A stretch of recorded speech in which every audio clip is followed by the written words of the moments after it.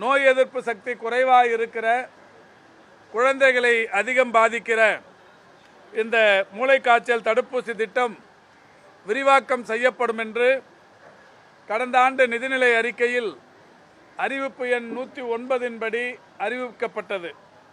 அதன்படி இன்றைக்கு சென்னையில் ஏற்கனவே பயன்பாட்டில் இருக்கிற 2 மண்டலங்களை தவிர்த்து மீதம் இருக்கிற 13 மண்டலங்களிலும் புதிதாக 7 மாவட்டங்கள் என்கின்ற வகையில் செங்கல்பட்டு, காஞ்சிபுரம், திருநெல்வேலி, தென்காசி, நாகப்பட்டினம், வேலூர் ஆகிய 7 மாவட்டங்களிலும் இந்த திட்டம் விரிவாக்கம் செய்யப்பட்டு இன்று தொடங்கப்படுகிறது. தடுப்பூசி திட்டங்களை பொறுத்தவரை 1978ஆம் ஆண்டு 6 நோய்களை கட்டுப்படுத்துவதற்கு ஒரு விரிவான தடுப்பூசி திட்டம் தமிழ்நாட்டில் தொடங்கப்பட்டது. அதன் தொடர்ச்சியாக 1985ஆம் ஆண்டு நாடு தழுவிய தடுப்பூசி திட்டமாக அது வலுப்படுத்தப்பட்டது.